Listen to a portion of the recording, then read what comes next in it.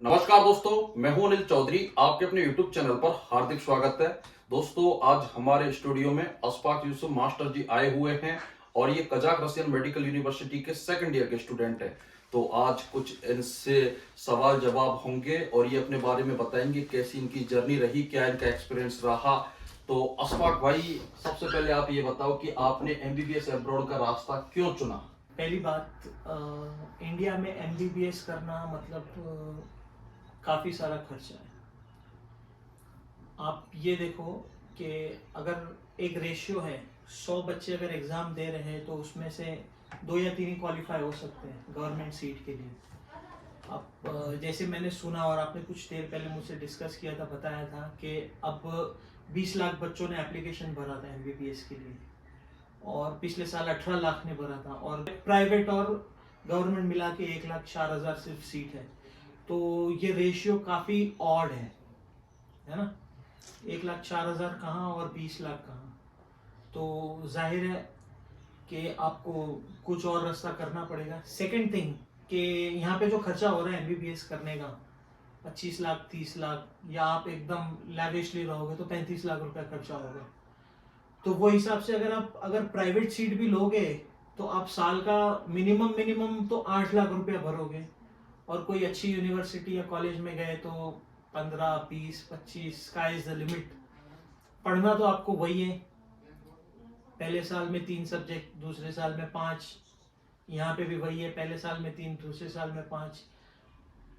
तो it makes a lot of sense कि आपको अगर वहाँ पे चांस नहीं मिला गवर्नमेंट सीट में और आपके अंदर एक स्पार्क है ये चीज़ करने का, तो why not go abroad and do it. तो अशफाक जी, मैं आपसे ये कहना चाहूंगा कि जैसे आउट ऑफ इंडिया आने के लिए 5 या 6 कंट्री बहुत ज्यादा पॉपुलर है, जिसमें कजाकिस्तान, किर्गिस्तान और अभी आर्मेनिया भी काफी बच्चे जाते हैं, जॉर्जिया, फिलीपींस, रसिया, यूक्रेन और बांग्लादेश। इन कंट्रियों में बहुत ज्यादा इंडियन स्टूडेंट जाते हैं। तो आपने कजाकिस्तान को ही क्यों चुना? राइट, कजाकिस्तान सर ऐसा है कि मैं रहने वाला हूँ बॉम्बे का। पहली बात तो यहाँ पे आने से पहले मैं रिसर्च कर रहा था कि कौन सी कंट्री में जाना चाहिए। एक ऑप्शन ये था कि फिलीपींस। तो फिलीपींस में सेम कोर्स का है ना, ड्यूरेशन बहुत ज़्यादा था। जी हाँ, ठीक है। और उस समय 7 साल का ड्यूरेशन था। उस समय 1.5 साल का BS कोर्स, हाँ, प्लस 4 साल की MBBS। हाँ, थोड़ा सा लेंथी पड़ रहा था। प्लस और उसके मुकाबले है ना, पैसे भी बहुत ज्यादा ले रहे थे वो लोग। अच्छा, मतलब आपका ईयरली 1.5-2 लाख या 2.5 लाख के करीब ज्यादा जाता था वहाँ पे। दूसरी बात है ना, मैंने लोगों को देखा था बॉम्बे के अंदर ही कि ये लोग कजाकिस्तान से पास आउट थे और ये लोग अच्छी अच्छी जगह पे पोस्टेड थे, मतलब देवर गुड डॉक्टर्स। ओके, अच्छा खासा उनका मतलब सेटअप था और नॉलेजेबल, काफ़ी अच्छा था उनका। थर्ड थिंग क्या है पता है क्या? टेम्परेचर। ये अपन ट्रॉपिकल कंट्री में रहने वाले हैं तो अच्छा खासा टेम्परेचर होता है वहाँ पे, समर और विंटर का। तो उस हिसाब से ये कंट्री का टेम्परेचर बहुत बहुत बहुत उम्दा, बहुत अच्छा था। कि यूजुअली आप रशियन कंट्रीज में जाते हो, ये तो CIS कंट्री है, एक्स रशियन कंट्री है, और रशिया वगैरह में जाते हो तो वो टेम्परेचर का काफ़ी डिफरेंस हो जाता है। आप टॉलरेट नहीं कर पाते हो, सस्टेन नहीं कर पाओगे वहाँ। सर्वाइव करने में प्रॉब्लम आती है। हाँ, सस्टेनेबल नहीं है, सर्वाइव करने में प्रॉब्लम आती है। यहाँ पे वो प्रॉब्लम नहीं है। और मेन, पैसा कम लग रहा है यहाँ पे। समझो ना, अपना 1 रुपया इनके 5.6, आज का रेट 5.62 के बराबर है। तो उस हिसाब से भी आप सस्टेन कर लोगे यहाँ पे, ज़्यादा खर्चा नहीं होगा।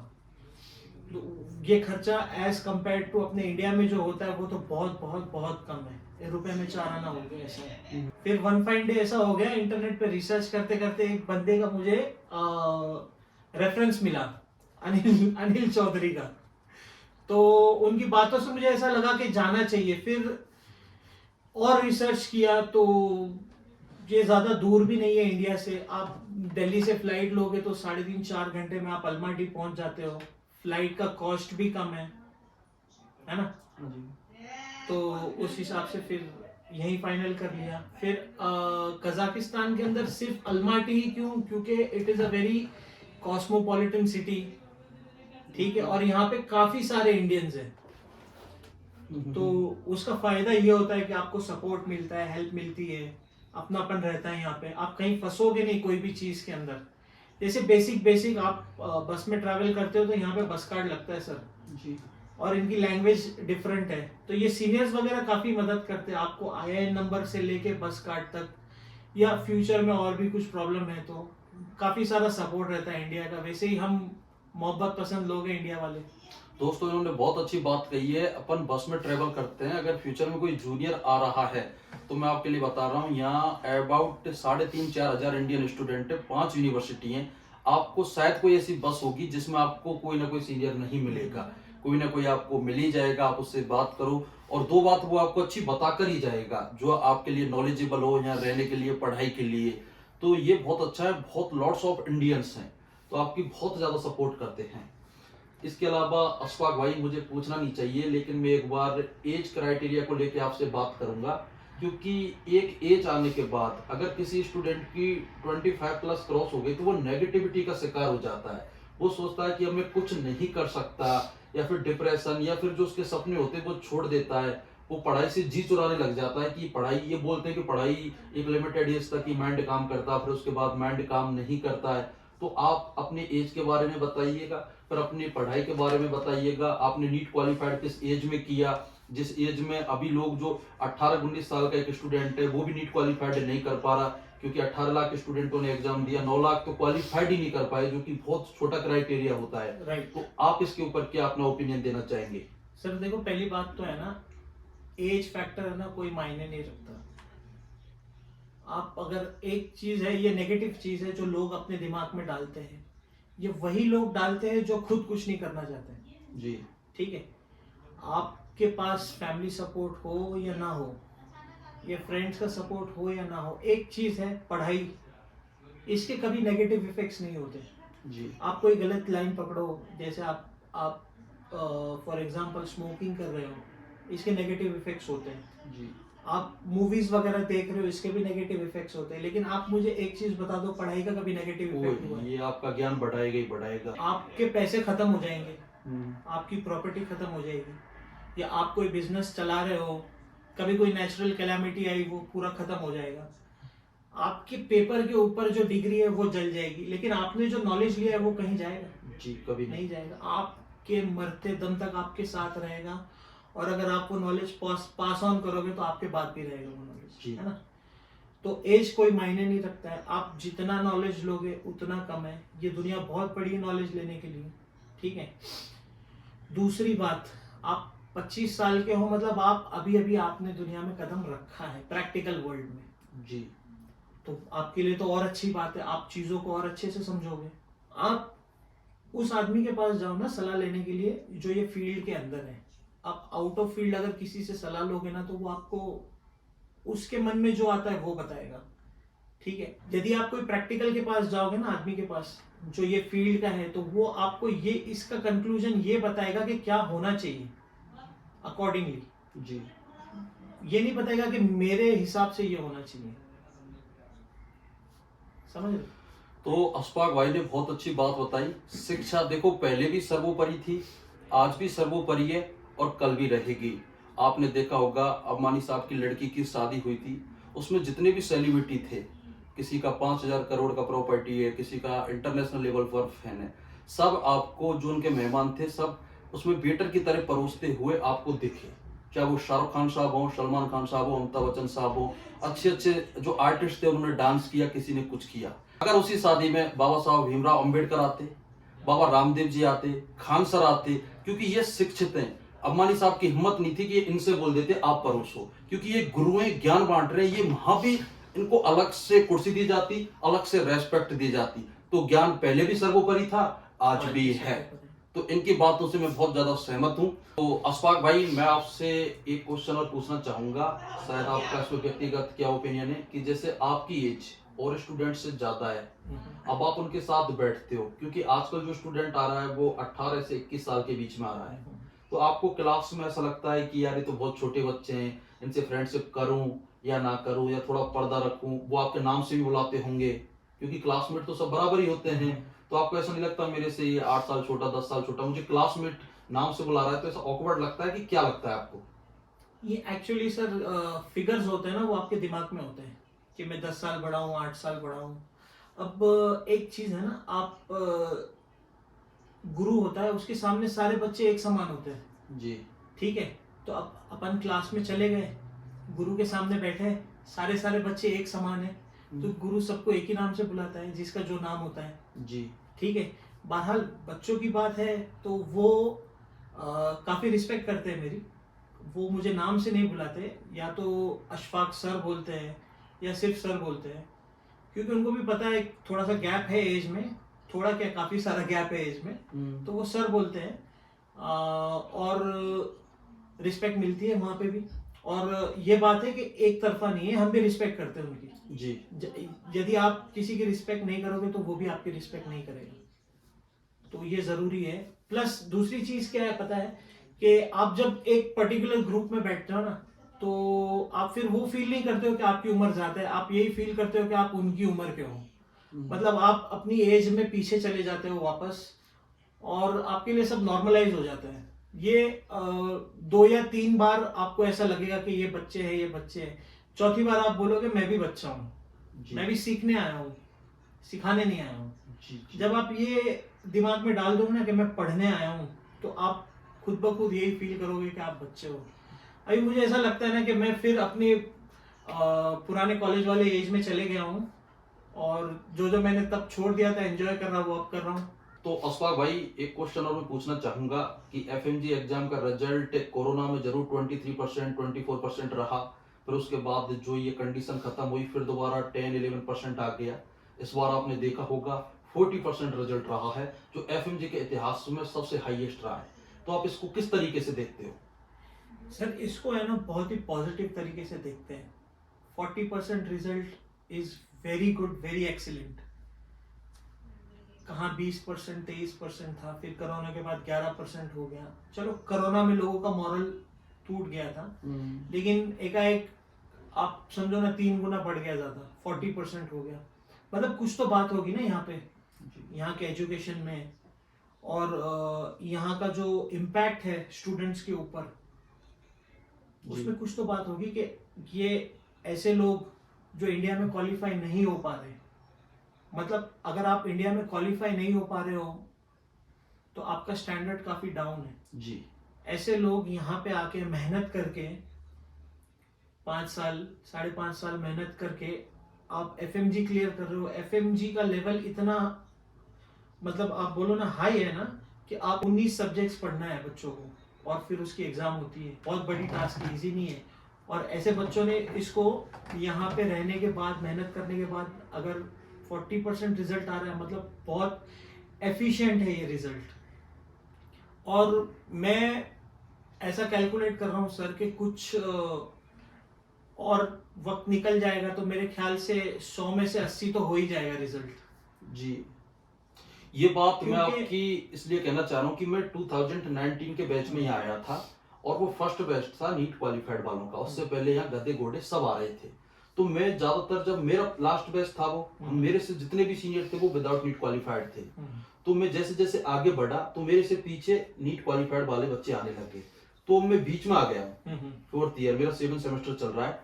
तो क्या मैं ऊपर वाले भी देख रहा हूँ और इधर वाले भी देख रहा हूँ। जब मैं इधर झांकता हूँ मुझे ऐसा लगता है इन पर कुछ नहीं आता, और जब इधर झांकता हूँ, जिनके नीट में आपको बता रहा हूँ 540, मैंने कई बच्चों के एडमिशन कराए, 546, 564, 571, 511, इतना स्कोर है उनको फर्स्ट ईयर एमबीबीएस का, तो नीट के लेवल से ही आता है। तो अब धीरे धीरे ये बहुत ज्यादा अपडेट हो रहा है, बहुत ज्यादा अपडेट हो रहा है, बहुत ज्यादा अपडेट हो रहा है। आने वाले समय में मैं कह रहा हूँ 40% तो इस बार इसलिए रहा है क्योंकि वो जो बच्चे तो वही थे विदाउट नीट क्वालिफाइड, क्योंकि नीट वाला बैच तो भी निकला ही नहीं है अभी। और उनको लगा कि नेक्स्ट एग्जाम में हमारे पास शायद लास्ट या सेकंड लास्ट चांस है। वो 6 महीने इतने तेज पढ़े, उन्होंने 40% पहुंचा दिया। अब जब ये बच्चे आएंगे तो ये तो फोड़ देंगे, पेपर को फोड़ देंगे सर।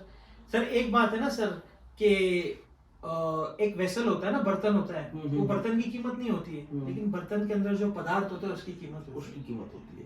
तो ये बच्चे जो है ना, ये बच्चे वो पदार्थ है, ये अलमाटी है या यहाँ पे जितनी university, it is just a vessel, yes, लेकिन वो वेसल के अंदर जो पदार्थ है ना उसकी कीमत है। उसकी कीमत। अशफाक भाई, मैं आपसे पूछना चाहूंगा कि जैसे मैं अभी एडमिशन का काम भी करता हूँ एज ए स्टूडेंट के साथ पार्ट टाइम, और मेरे तमाम स्टूडेंट यहाँ पढ़ भी रहे हैं।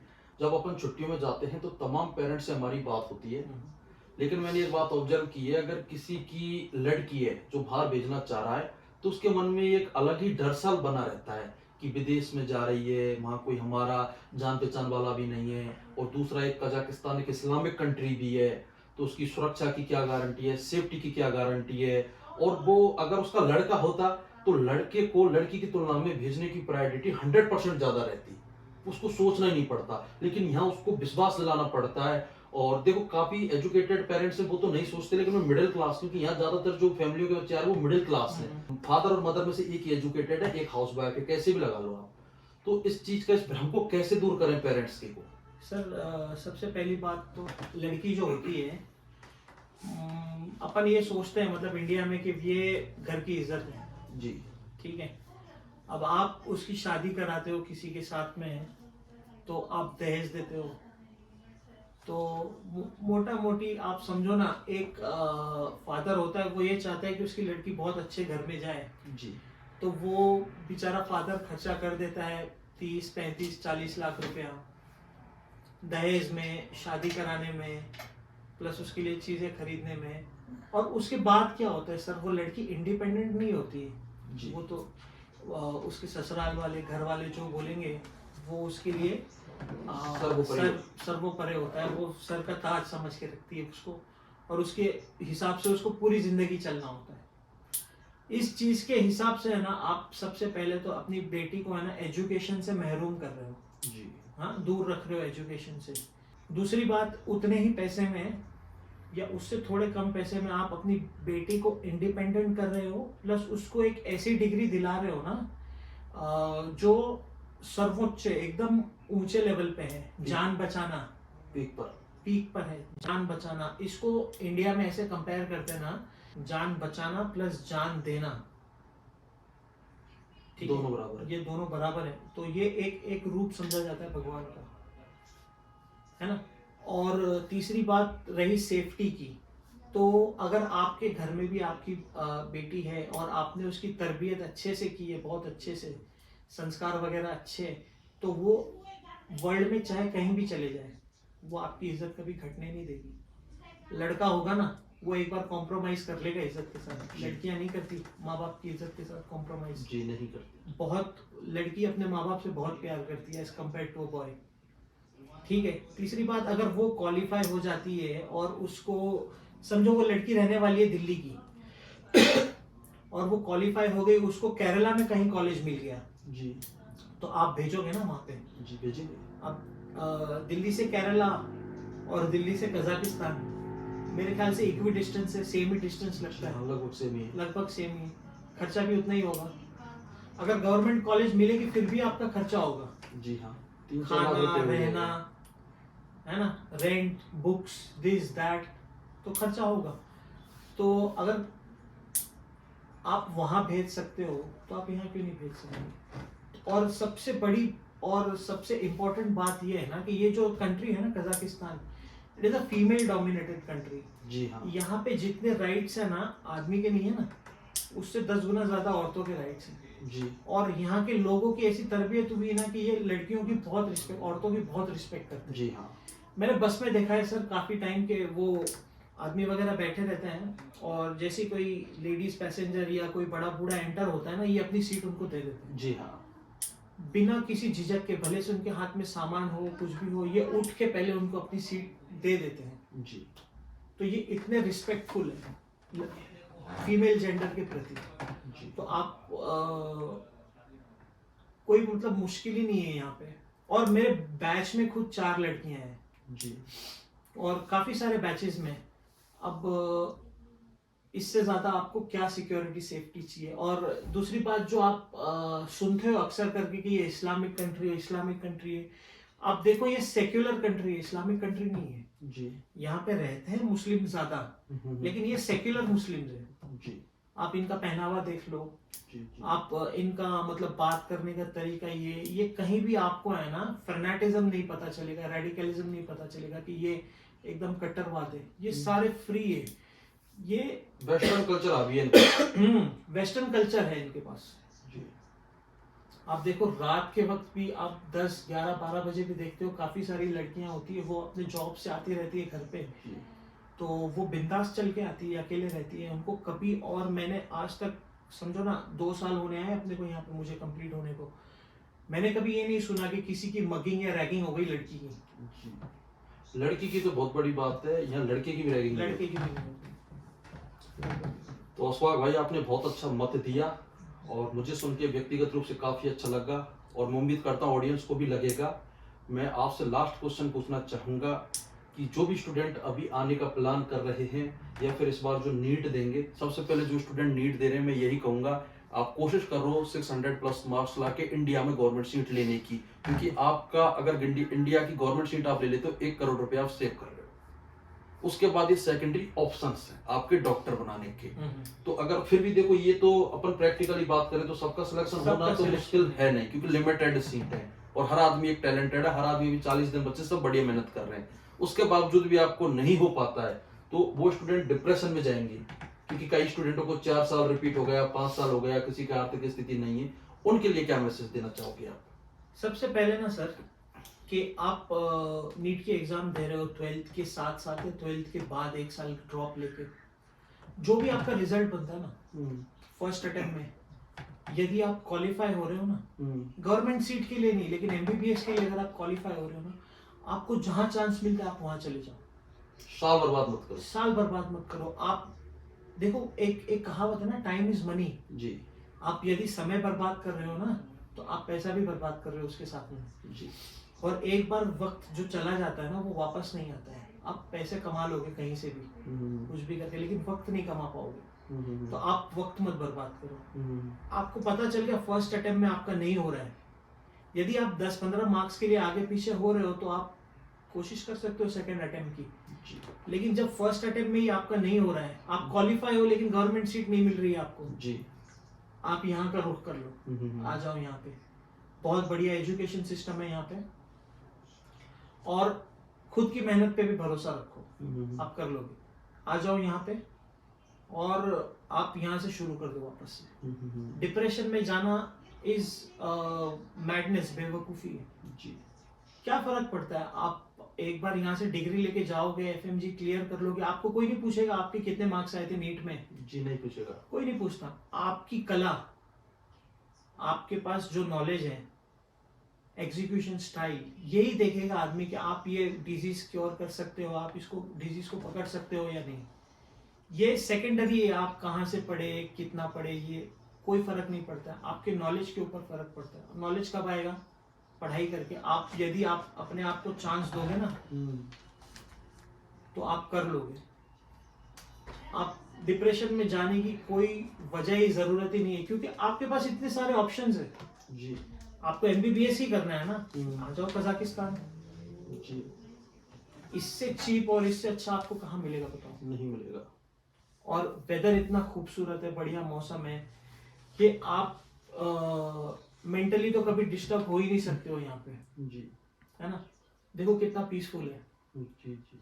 3 मौसम है यहाँ पे और काफी सारी चीजें एंजॉय करने के लिए भी, पढ़ने के लिए भी। लाइब्रेरीज है फ्री यहाँ पे, आप जाओ, दिन सुबह से लेकर रात तक, शाम तक बैठो, कोई मना नहीं करता। कॉलेज की लाइब्रेरीज है।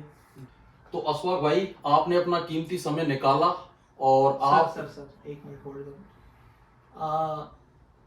मैं एक चीज बोलना चाहूंगा, सबसे कन्फेस करना चाहूंगा जी कि मेरा एडमिशन है ना अनिल सर के थ्रू हुआ है। ये बड़े हम्बल है, ये बताएंगे नहीं, बोलेंगे नहीं, लेकिन मैं बताता हूँ। और ये बहुत अच्छे इंसान है, इन्होंने मुझे बहुत कोऑपरेट किया है। अरे सर, ये मैं सच बता रहा हूँ, आप बड़े हम्बल हो और मुझे बहुत कोऑपरेट किया है। तो जिस दिन मैं बॉम्बे से राजस्थान आया था, जयपुर इनके पास में देखने के लिए कि ये अनिल सर है भी या खाली हवा है, तो मैंने देखा अनिल सर को, बहुत परफेक्ट आदमी है और उसके बाद में टोटल मेरे साथ कोऑर्डिनेशन रखा हर चीज का, एडमिशन से लेके यहाँ जब हम लोग उतरे एयरपोर्ट पे, तो एयरपोर्ट से लेके हॉस्टल तक अनिल सर थे मेरे साथ में। प्लस आज भी तकरीबन आज मेरा सेकेंड ईयर चल रहा है, मतलब दूसरे साल में भी हम टच में हैं और ये हमेशा मेरी खबर लेते रहते हैं, खैर खबर, और पूछते रहते हैं मुझसे कोई तकलीफ तो नहीं है, कोई ज़रूरत तो नहीं है। मतलब ये बहुत हेल्पिंग नेचर के हम्बल इंसान है। और दूसरी बात ये है कि इन्होंने मुझे एक्सपेंसेस बताए थे यहाँ पे कितने होते हैं, तो इसके अंदर कोई हिडन एक्सपेंस नहीं था। इन्होंने जितना एक्सपेंस बताया था उतना ही मेरा एक्सपेंस हो रहा है, तो उस बारे में भी कोई फिक्र करने की जरूरत है नहीं अपने को। दोस्तों ये तो अशफाक भाई का बड़प्पन है जो इन्होंने मुझे क्रेडिट दिया, वरना करने वाला तो ऊपर वाला ईश्वर है। ये तो क्या कड़ी से कड़ी जुड़ती जाती हैं, एक इंसान को दूसरा मिलता है, दूसरे को तीसरा मिलता है, एक माध्यम मिलता है। और बहुत अच्छा लगा अशफाक भाई हमारे बुलाने पर, हमारे आमंत्रण पर अपना अमूल्य समय निकाल के हमारे पास आए, और जो भी इनका एक्सपीरियंस था इन्होंने सोशल मीडिया के माध्यम से आप तक पहुंचाया। तो अशफाक भाई आपका तहे दिल से शुक्रिया है कि आप आए, और आई होप आपको इनका मार्गदर्शन में जो इन्होंने अपने अनुभव से जो बातें सीखी और आपको बताई हैं तो आपको भी अच्छा लगा होगा। मैं कोशिश करूंगा आने वाली वीडियो में एक नए महानुभाव के साथ एक नया इंटरव्यू आपके लिए लेके आऊं। आज के लिए इतना ही। जय हिंद, वंदे मातरम।